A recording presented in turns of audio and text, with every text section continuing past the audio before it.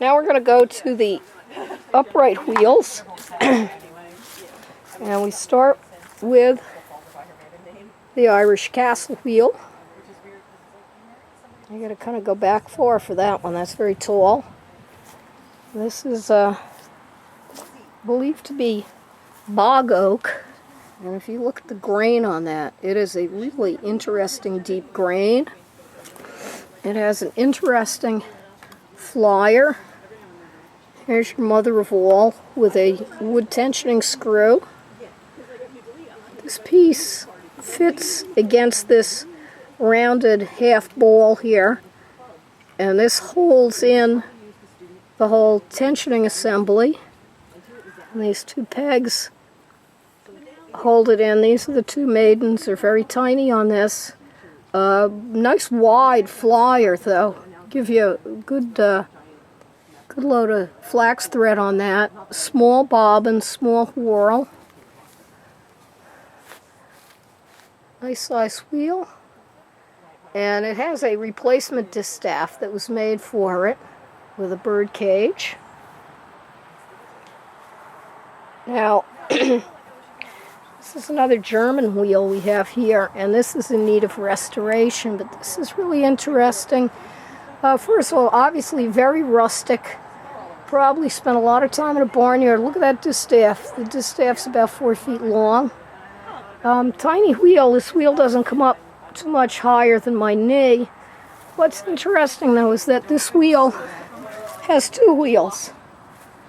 The wheel actually has a double axle. It has an axle here and it has an axle at this end. So you can pull the pins, which are covered with axle grease right now, and you can flip this wheel around so that you could set the drive band on the smaller one and line it up with your whorl and your bobbin, and you could spin off the small wheel or you could spin off the large wheel. Now we go from a double wheel to a double flyer. This also is a wedding wheel, although the plaque for this one is in the back. It reads Marie Ottensen in Ottensen, Germany, 1930.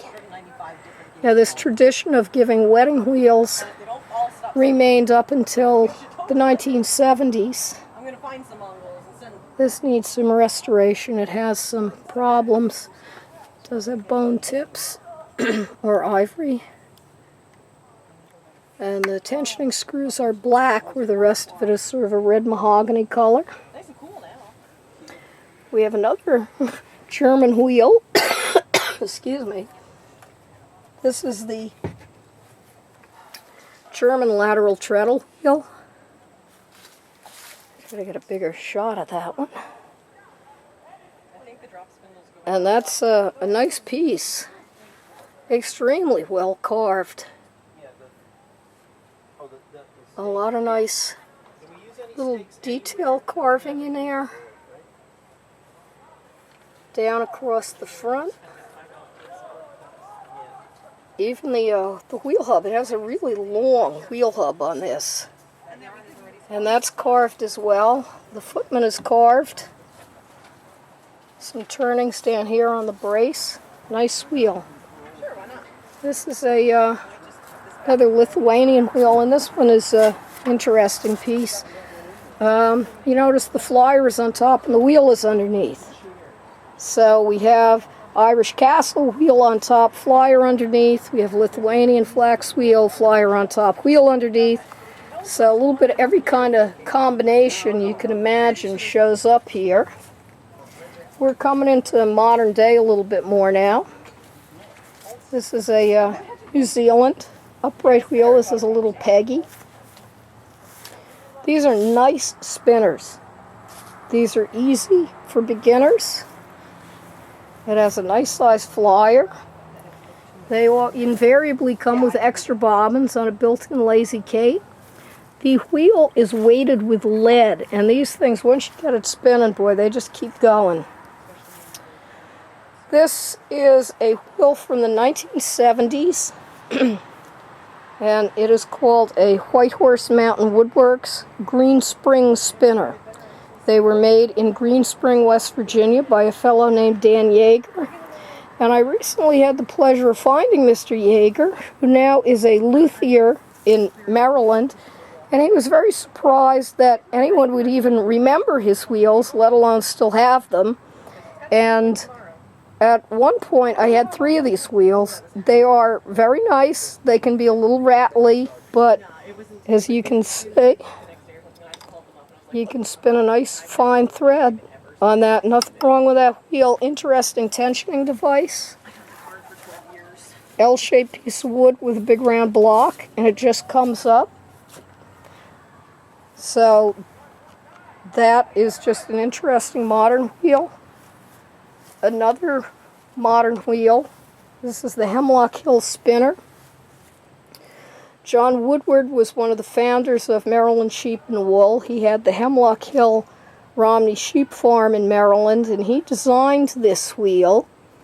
And I had spoken with his daughter at one time, and she explained that this treadle was her contribution. She had a size 10 foot, and she told her father the original treadle was too small, so he put a bigger one on so you could spin with both feet at the same time.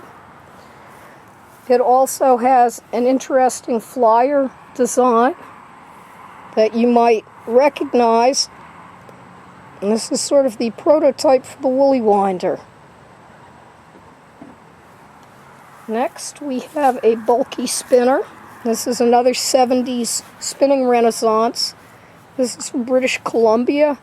A fellow named Lynn Black made these wheels. They are called Mud Valley spinners. You don't see too many around. Interesting, it has the treadle, looks kind of like a paddle, a canoe paddle. And then you have this huge, literally huge flyer. I don't know if you can see my hand on that. But that is a really good-sized flyer on there. And that would have been used for spinning the Cowichan yarn sweaters.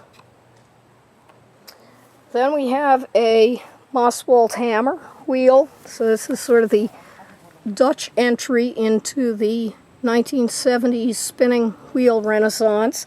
This is an interesting wheel because it sort of is a crossover between a regular spinner and one with bulky bobbins. The bobbins are actually really, really large. You can get a lot of yarn on those. And as you can see, it doesn't have a wheel. It has dowels with those sort of paddle heads on top. And it has a huge plain wood flyer. They tend to be a little rattly. It is a single treadle, but it's a nice wheel. And then we have a really modern day. This is a double treadle Modicraft Little Gem. And I just want to include this so we were getting some more modern day wheels.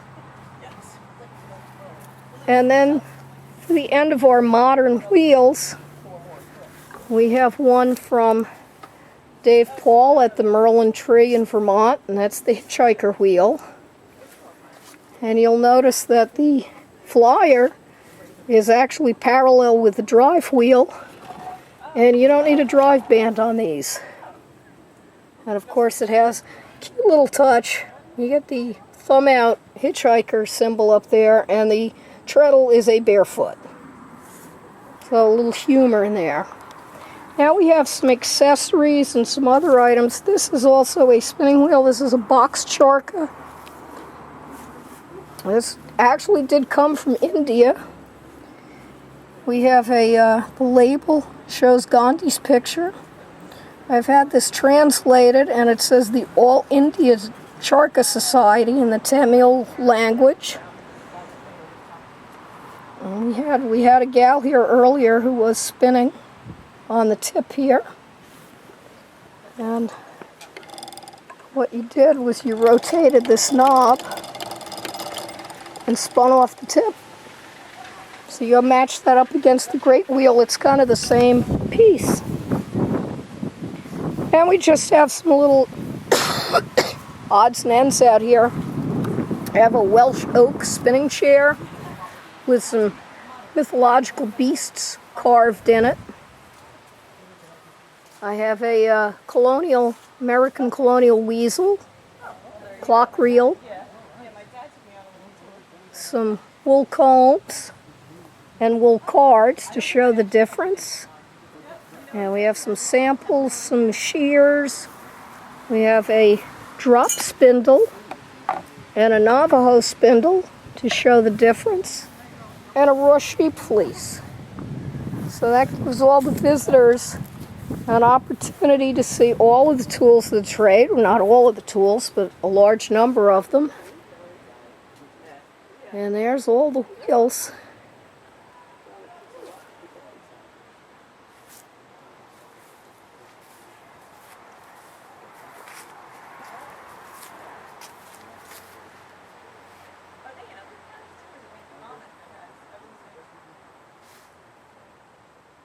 And if anybody has any questions on any of them, they're certainly free to email me or message me through Ravelry and let me know what your question might be. And we'll be happy to talk to you. Thanks for looking at my wheels.